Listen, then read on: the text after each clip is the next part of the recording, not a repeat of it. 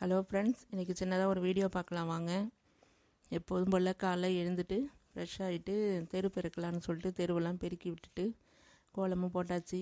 அங்கே பக்கத்தில் ஒரு கோழி வந்து உட்காந்துட்டு தண்ணி குடிச்சிட்டு உட்காந்துருக்கு. அதுக்கு உடம்பு முடியல போல இருக்கு, ரொம்ப நேரமாக அப்படியே தான் உட்காந்துருந்தது, போவே இல்லை. சரி நம்ம போய் வேலையை பார்க்கலான்ட்டு நான் உள்ளே கேட்டை சாத்திட்டு வந்துட்டுருக்கேன். அப்புறம் வந்து இன்றைக்கி வீடெல்லாம் கொஞ்சம் க்ளீன் பண்ணி விட்டுடலாம், டிஃபன் செஞ்சுட்டு க்ளீன் பண்ணலாமான்னு நினச்சேன். அப்புறம் அப்படியே சோம்பேறித்தனமாக இருக்கிற மாதிரி இருக்கும். அதனால் சரின்ட்டு முதல்ல க்ளீன் பண்ணி விட்டுட்டே நமக்கு டைம் இருக்கிறதுனால அப்புறம் பெருக்கிறதுக்கும் ஈஸியாக இருக்குன்றனால க்ளீன் பண்ண ஆரம்பித்தாச்சு. க்ளீன் பண்ணி விட்டுட்டு சாப்பாடு வேலையை டிஃபன் வேலையை பார்த்துக்கலாம் அப்படின்னு சொல்லிட்டு.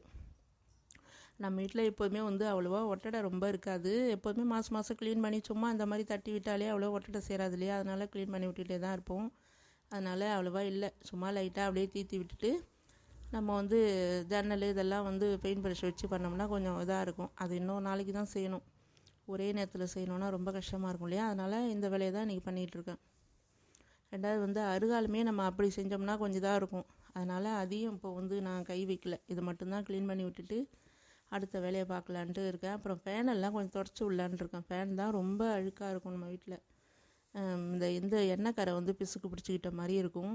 அது க்ளீன் பண்ணுறது தான் ரொம்பவே கஷ்டமாக இருக்கும். அது நம்ம நல்லா வந்து விம் போட்டு நல்லா தொடச்சி இப்படி சுரண்டி எடுக்கிற மாதிரி தான் இருக்கும். அந்த மாதிரி பிசு மாதிரி பிடிச்சிக்கும். காற்றோட்டமே அவ்வளோவா இழுக்காத மாதிரி இருக்கும் நம்ம வீட்டில், பக்கத்தில் வீடு இருக்கிறதுனால. இப்போ ஃபேனே காட்டுறேன், எவ்வளோ இதாக இருக்குது பாருங்கள், ரொம்ப அழுக்கா. அதுதான் நமக்கு கொஞ்சம் கஷ்டமாகவே இருக்குது. வீடு க்ளீன் பண்ணுறது நமக்கு ரொம்ப இதுதான், ஒட்டடை அவ்வளோவா இருக்காது. எங்கள் வீட்டில் ரொம்ப கஷ்டமாக இருக்குதுன்னா அந்த இதுதான், ஃபேன் க்ளீன் பண்ணுறது தானே. அப்படியே சுரண்டி எடுக்கிற மாதிரி தான் இருக்கும். நான் கீழே காட்டுறேன் பாருங்கள், அப்படிலாம் கிடக்கும். ரொம்ப அழுக்கு அதிகமாக இருக்கிறதுனால அதுதான் கொஞ்சம் செய்கிறதுக்கே கஷ்டமாக இருக்கும். இப்போ பார்த்தீங்களா எவ்வளோ அழுக்காக இருக்குன்ட்டு. அதோட நம்ம இந்த வேலையெல்லாம் கொஞ்சம் முடிச்சுட்டு இன்றைக்கி என்ன சாப்பாடு காலைல பண்ணலாம் அப்படின்னு யோசிச்சுக்கிட்டே இந்த வேலையும் போயிட்டுருக்கு. சரி, இதை வீடியோ அப்படியே எடுத்து காட்டலாமேன்னு சொல்லிட்டு தான் இதை எடுத்துக்கிட்டு இருந்தேன். அடுத்தது இது முடிச்சுட்டு கத்திரிக்காய் கொத்து செய்யலான்ட்டு நான் அது ரொம்ப நாளாக வீடியோ போடணும்னு நினச்சிக்கிட்டு இருந்தேன். அது எனக்கு டைமே சரியாக வரல, இன்றைக்கி தான் கிடச்சிது. சரி இன்றைக்கி செய்யலாமேன்ட்டு இன்றைக்கி குக்கரில் தான் நான் செய்யலான்ட்டு இருக்கேன். எப்போதும் பாத்திரத்தை தான் நம்ம செய்வோம், இன்றைக்கி குக்கரில் செஞ்சால் நல்லாயிருக்குமேன்ட்டு அதான் செய்ய போகிறேன். அதை பார்க்கலாம் வாங்க. அதுக்கு முதல்ல வந்து காஞ்ச கொத்தமல்லியும் மிளகாயும் வெறும் வானில் தான் வறுக்கணும், எண்ணெய் தேவையில்லை. வறுத்து தனியாக திட்டமான அளவு எடுத்து வச்சுட்டு நான் கொஞ்சம் எக்ஸ்ட்ராவே தான் பொடி வர மாரி வறுத்து வச்சுருக்கேன். அடுத்து குக்கர் வச்சுட்டு அது காஞ்சதும் எண்ணெய் கொஞ்சம் நிறையவே தான் விட்டுக்கணும், நல்லா வதங்கினா தான் அது நல்லாயிருக்கும். அதனால் எண்ணெய் கொஞ்சம், அதாவது நல்லெண்ணெய் செஞ்சால் நல்லாவே இருக்கும். நான் வந்து சாதாரண எண்ணெய் ரீஃபைண்ட் ஆயில் தான் செய்கிறேன். அப்புறம் கடுகு போட்டு நல்லா வெடித்ததும் கருவேப்பிலையும் போட்டுக்கலாம். கருவேப்பிலை போட்டுட்டு வெங்காயத்தை திட்டமான அளவு, வெங்காயம் வந்து ஒரு கொஞ்சம் வதங்கினதும் கத்திரிக்காய் போடலாம். ரெண்டுத்தையும் ஒரே நேரத்தில் போட்டால் சரியாக வராது இல்லையா, அதனால் கத்திரிக்காய் இது ரெண்டாவதாக சேர்க்கணும். முதல்ல வெங்காயம் தான் போட்டு நல்லா கொஞ்சம் வதங்கின பிறகு கத்திரிக்காய் சேர்த்தா நல்லாயிருக்கும். அதுவும் வயலட் கலர் கத்திரிக்காய் இல்லை கோடு கோடாக இருக்குது பார்த்தீங்களா, அது ரொம்பவே டேஸ்ட்டாக இருக்கும். அது போட்டுக்கலாம். அடுத்தது இப்போ இது கத்திரிக்காயும் போட்டு அதுவும் நல்லா கொஞ்சம் வதங்கின பிறகு நம்ம இது சேர்க்கணும், தக்காளி போட்டுக்கணும். தக்காளி தான் இப்போ பயங்கர விலை விற்கிது இல்லையா, அதனால் வந்து நான் 2 தான் போட்டிருக்கேன். அது வந்து புளிப்பு கொஞ்சம் கம்மியாக தான் இருக்கிற மாதிரி இருக்கும். கொஞ்சம் அதிகமாக சேர்க்கணும், டேஸ்ட் அதிகமாக எதிர்பார்க்குறவங்க வந்து நம்ம வீட்டில் புளி கூட கொஞ்சம் வேணால் போட்டுக்கலாம். புளியை வந்து கோது இல்லாமல் எடுத்துட்டு, ஆனால் எண்ணெயில் லைட்டாக வதக்கின மாதிரி இந்த சமயத்தில் சேர்க்கணும், இப்போ இந்த வதக்கிற அளவுக்கு. ஏன்னா அப்போ தான் வந்து புளி வாடை அடிக்காது, இல்லைன்னா ஒரு மாதிரி பச்சை வாடை அடிக்கும், நல்லா இருக்காது. புளி சேர்க்குறவங்க இந்த மாதிரி திட்டத்தில் இருக்கும்போது நம்ம போட்டோம்னா நல்லாவே இருக்கும். இது நல்லா வதங்கிட்டு இருக்கட்டும். அதுக்குள்ளே நம்ம பொடி இடிக்கிற வேலையை பார்க்கலான்ட்டு அதை எடுத்து பொடி இடிச்சிட்டு இருக்கேன். அடுத்தது பொடி அதை எடுத்து அடிக்கிறதுல மிக்சியில் அடிக்கலாம் காட்டல. பொடி வந்து நம்ம குறன்னு இல்லாமல் கொஞ்சம் இதுவாக இருக்கிற இது நைஸாக இல்லாமல் குறன்னு இருக்கணும், அப்போ தான் வந்து நல்லாயிருக்கும். இதுக்கு வந்து ஒரு 1.5 ஸ்பூன் போட்டால் போதுன்ட்டு நான் அந்த அளவு தான் போட்டேன். ஆனால் கொஞ்சம் காரம் கூட தான் அதிகமாக இருந்தது. அதனால் எப்போதும் நம்ம கொஞ்சம் பார்த்துட்டு போட்டுக்கிறதே நல்லது தான். அந்த அளவு இதாக இருக்கும். நாங்கள் நல்லெண்ணெய் சேர்த்து அப்புறம் சாப்பிட்டோம். இதுக்கு வந்து நம்ம பொடி வந்து பாக்கி இருக்கிறத நான் எடுத்து வச்சுட்டேன். அது 1.5 ஸ்பூன் தான் போட்டேன். கல்லுப்பு தான் நான் போட்டேன். எப்போதுமே நம்ம சமையலுக்கு கல்லுப்பு போடுறது வந்து உடம்புக்கும் நல்லது, இது அளவும் கரெக்டான அளவில் இருக்கும். சால்ட் வந்து கூட குறைச்ச போயிடணுனால கல்லுப்பு தான் நான் எப்போதும் யூஸ் பண்ணுறது, அதுதான் போட்டேன். அதை போட்டு நல்லா கிண்டி விட்டுட்டு, இப்போ வேணும்னா பொடி போட்ட பிறகு கொஞ்சம் ட்ரையாக இருக்கிற மாதிரி இருந்தால் எண்ணெய் விட்டுக்கலாம்.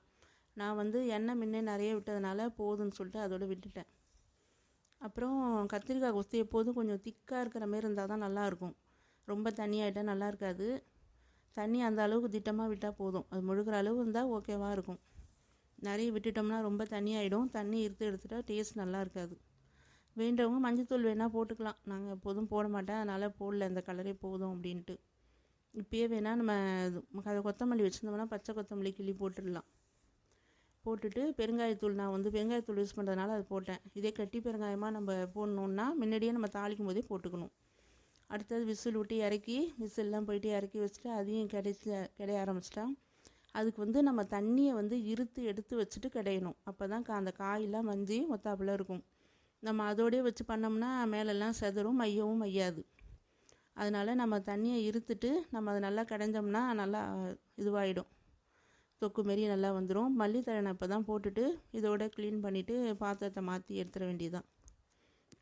அப்புறம் இன்னொரு இது என்னென்னா, இதே போல் நம்ம வந்து பீர்க்கங்காயும் வந்து இந்த மாதிரி கொஸ்து மாதிரி செஞ்சால் நல்லாயிருக்கும். ரெண்டாவது வந்து தக்காளியும் இதே டைப்பில் நம்ம செய்யலாம். இது ரெண்டுமே செய்யும்போது நல்லாயிருக்கும்.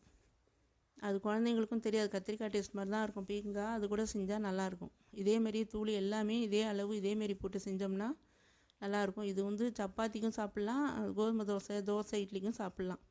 எங்கள் வீட்டில் வந்து இன்றைக்கி தோசை தான் நாங்கள் செஞ்சோம். தோசையும் கொஸ்தும் தான் ரெடி ஆகிடுச்சு. சாப்பிட்டுட்டு நம்ம அடுத்த என்ன வேலை அப்படின்னு பார்க்க வேண்டியதுதான். கத்திரிக்காய் கொஸ்து நீங்களும் செஞ்சு பாருங்கள், எப்படி இருக்குன்னு சொல்லுங்கள். எங்கள் ஊரில் இது ரொம்ப ஃபேமஸ்ன்னு சொல்லுவாங்க. எங்கள் வீட்டில் ரிலேஷனில் எல்லாருமே செய்வோம் அந்த கத்திரிக்காய் கொஸ்தை. எங்கள் வீட்டில் எல்லாருக்குமே பிடிக்கும், அதனால நம்ம அடிக்கடி செய்வேன் தான். அப்புறம் வந்து முருங்கைக்கீரை கொஞ்சம் காய வச்சு எடுத்து வச்சுருந்தேன். அது ரொம்ப நாள் ஆகிடுச்சுன்னா அப்புறம் ரொம்ப இதாக போயிடும், பூசான பூத்த மாரி ஆகிடும்ன்றதுனால அது சரி பொடி இடித்து வச்சிடலாம். அப்புறம் மழை நாள்னால அப்படியே வீணாக போயிடுமா, சரி எடுத்து வச்சிடலான்ட்டு அதை கொஞ்சம் ரெடி பண்ணி வச்சுருக்கேன்.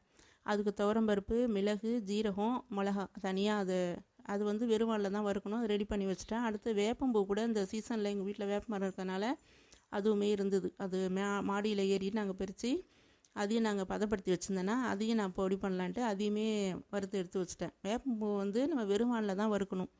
இதுவும் அதே போல் தான், துவரம்பருப்பு, மிளகு, ஜீரகம் இது தான் சேர்க்கணும். ஆனால் அதுக்கு பூண்டு சேர்த்து செய்யணும். பூண்டு செஞ்சால் தான் நல்லாயிருக்கும். அதுக்கு இது வந்து சாதாரணமாக வீட்டில் நம்ம செய்வோம் இல்லைங்களா, அந்த பருப்பு பொடி தான். அது வந்து நான் மிளகு, ஜீரகம், பருப்பு வறுத்து வச்சுருக்கேன், துவரம்பருப்பு மட்டும். அதே நம்ம குழந்தைங்களுக்கு கொடுக்கணுன்னா மிளகாயே சேர்க்க தேவையில்லை, மிளகு மட்டும் போட்டாலே நல்லாயிருக்கும். மிளகாய் போடவே வேணாம். மிளகு ஜீரகத்தை மட்டும் அளவு கூட்டி கொடுக்கலாம், நல்லாயிருக்கும் அது. அப்புறம் எல்லா பொடியும் நம்ம இடிக்கும்போது எப்போதும் மிக்சிலாம் காட்டுறோம் இல்லையா, அதனால சரி அது பார்த்துக்கிட்டே இருந்தால் போர் அடிக்கும்ன்றனால நான் அதெல்லாம் காட்டலை.